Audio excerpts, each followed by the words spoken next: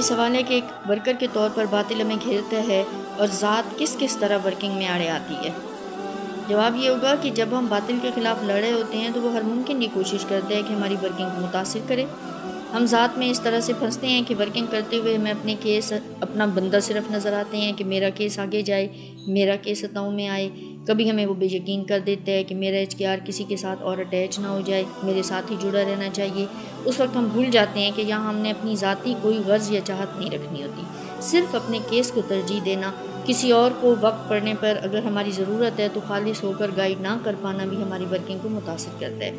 باطل خاص طور پر جہاں پہ وار کرتا ہے وہ یہ ہوتا ہے کہ ہمیں خالص اور بے لوث نہیں رہنے دیتا، اور جبکہ یہی وہ دو چیزیں ہیں جو ورکر کے لیے بہت اہم ہیں اور وہ ورکر کو بہت پسندیدہ بناتی ہیں۔ ہمیں ہمارے معاملات میں بھی باطل گھیرتا اور پھنساتا ہے۔ ہم اس طرح پھنس جاتے ہیں کہ ورکنگ کو ٹائم نہیں دے سکتے، کوشش بھی نہیں کرتے اور بہت برے پھنستے جا رہے ہوتے ہیں۔ ہم اپنے سیٹ اپ کے اپ سیٹ ہونے پر بھی صرف اپنے سیٹ اپ کو خود ہی ٹھیک کرنے کی کوشش میں لگے رہتے ہیں، جس سے ہماری ورکنگ سے نظر ہٹ جاتی ہے۔ باطل ہماری نظر مشن سے ہٹا کر ذات میں یوں بھی پھنساتا ہے کہ کوئی ایکٹیو کیس آئے تو ملے مجھے اور میں کام کروں، زیادہ کیس ہوں، میرے سب HKR زیادہ رابطے والے ہوں، واٹس ایپ یوز کرتے ہوں، ورکنگ کروں تو فلاں کو زیادہ وقت دوں اور فلاں کو اس طرح سے لے کے چلوں۔ یہ پلاننگ بھی ہمارے اندر چلتی رہتی ہے۔ تو یہ سب وہ چالیں ہیں جو باطل چلتا ہے اور ورکنگ میں ہمیں بے لوث نہیں رہنے دیتا۔ ورکر نے ہر امتی کے درد کو محسوس کر کے آگے بڑھ کے اس کے لیے بھلائی کی راہ آسان کرنے کی کوشش کرنی ہوتی ہے۔ وہ اس درد کو محسوس کرنے کی بجائے ہمیں مقابلے میں لگا دیتا ہے۔ ورکر شوق سے آگے بڑھتا تو ہے مگر شوق اور جذبہ درد لینے کا ہو، نہ کہ ذات کو مطمئن کرنے کا۔ باطل بہت سے بھیس بدل کر آتا ہے اور اکثر خیر کی شکل میں آگے آ کے یہ سوچ اندر ڈالتا ہے کہ ہم نے تو HKR کے ساتھ پورا زور لگا دیا ہے، اب آگے اس کو اپنا نصیب ہدایت اللہ نے دینی ہے، وغیرہ وغیرہ اس طرح کی باتیں آتی ہیں۔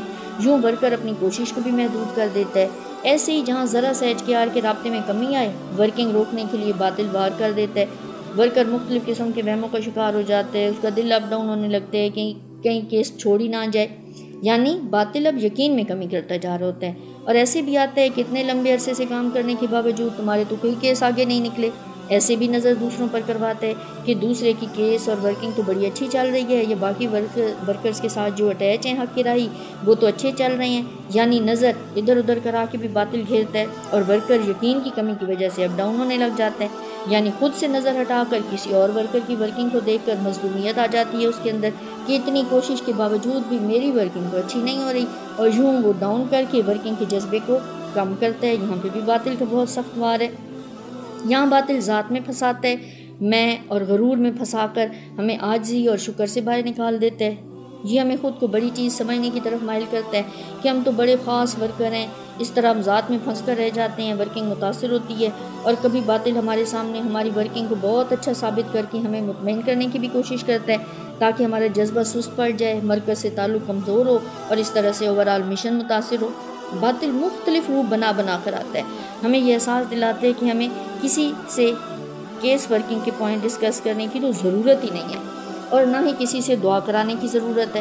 باطل یہ بھی احساس دل میں ڈالتا ہے کہ کیس زیادہ اکٹھے کرو تو کچھ عزت بنے گی، واہ واہ ہوگی، اور اگر ورکنگ اچھی جا رہی ہے تو یہ باطل اندر احساس برتری ڈال کر ورکر کے جذبے پر اور زیادہ گرپ مضبوط کر کے اسے وہیں پر ہی ختم کرنے کی کوشش کرتے ہیں کہ اب بڑا کافی کام کر لیے، یہاں وہ مطمئن کر کے پیچھے ہٹانے کی کوشش کرتا ہے۔ باطل سلسلے کے کسی بھی حوالے سے دل میں بھی سوال ڈال کر الجھانے کی کوشش کرتا ہے۔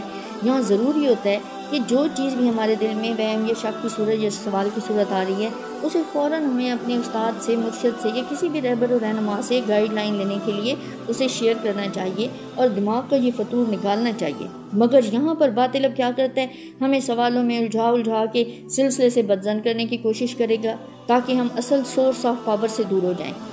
یوں ہی کسی HKR کے رویے سے باطل ہمیں بدل کروا دے گا کہ میری اتنی کوشش کے باوجود یہ کیس اس طرح سے مجھے رویہ اچھا نہیں دے رہا۔ یہاں اللہ سے معاملہ ٹرائنگل مس کروا دیتا ہے کہ میں تو یہ سب اپنے مالک کی رضا کے لیے کر رہا ہوں، اور ہمیں جہاں بھی ورکنگ کرنے کے لیے ٹپس ملتی ہیں وہاں پر ذات کی رکاوٹ کھڑی کر دیتا ہے تاکہ ہم اپنے ساتھی ورکر سے مدد لینے کی بجائے ہم ان کے بلکہ خلاف ہو جائیں اور اپنی ورکنگ کو بہتر نہ بنا سکیں۔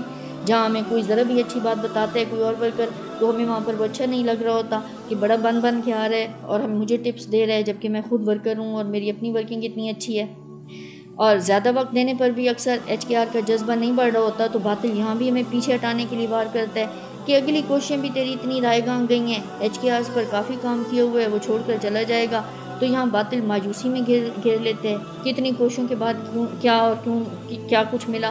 یوں جذبہ کم کرنے کے لیے وسوسے ڈالتا ہے۔ کسی HKR کو کوئی کامیابی ملی تو اپنی ذات بیچ میں لانا کہ میری کوششوں کی وجہ سے کامیابی ملی ہے، میں نے اس کے لیے دعائیں کی ہیں، میں نے اس کے ساتھ اس طرح کی ہے، اب یہاں بھی ذات میں پھنس جاتے ہیں۔ کسی HKR سے متاثر ہو کے ذات میں پھنس جانا اور اپنی ورکنگ کی پاور کو کم کر دینا، یہ بھی باطل کی چال ہے۔ عاجزی اور وسعت قلب کا نہ ہونا بھی بہت بڑی رکاوٹ بنتا ہے اور ورکنگ میں ہمارا آگے بڑھنا مشکل کر دیتا ہے۔ باطل جو ہے وہ میں کچھ بھی نہیں کا احساس اندر سے کم کر کے بھی وار کرتا ہے۔ ورکر کو اپنی ذات پر کام سست کروا کے اور اپنی پاور کے ذرائع کو صحیح طور پر استعمال نہ کروا کے باطل بہت بڑا وار کرتا ہے۔